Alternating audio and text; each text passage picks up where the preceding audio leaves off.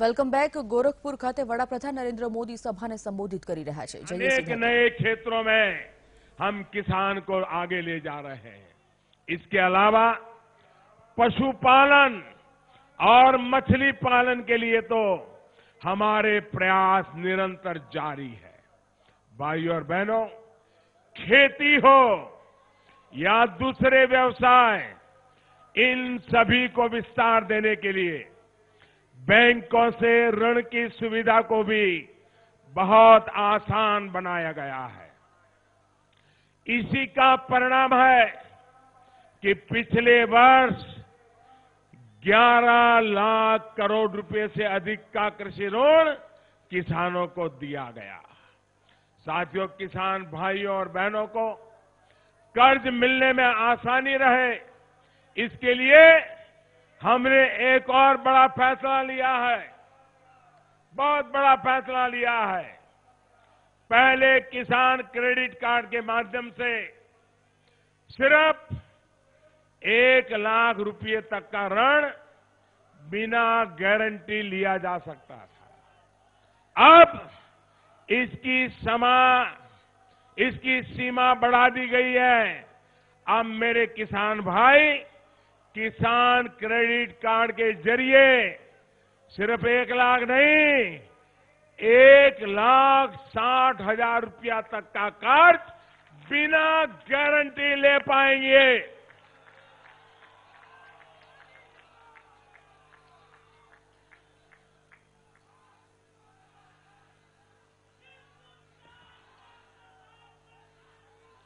आज से ही किसान क्रेडिट कार्ड की सुविधा हमारे दूध उत्पादकों और मत्स्य पालकों के लिए भी शुरू की गई है। जिनके पास किसान क्रेडिट कार्ड नहीं है, उनको अलग से पशुपालन और मछली पालन के लिए 2 लाख रुपए तक की सीमा वाला किसान क्रेडिट कार्ड बैंक द्वारा उपलब्ध कराया जाएगा। इससे इन दोनों क्षेत्रों में फंड की उपलब्धता बढ़ जाएगी और हमारे पशुपालकों और मछुआरे भाई बहनों को दूसरे लोगों से कर्ज लेने पर निर्भर नहीं रहना पड़ेगा। मछली पालन से जुड़े हर पहलू पर ध्यान देने के लिए इस बजट में सरकार ने अलग से एक डिपार्टमेंट बनाने का भी ऐलान किया है। आपको मालूम होगा, देश आजाद हुआ लेकिन आदिवासियों के लिए अलग मंत्रालय नहीं था।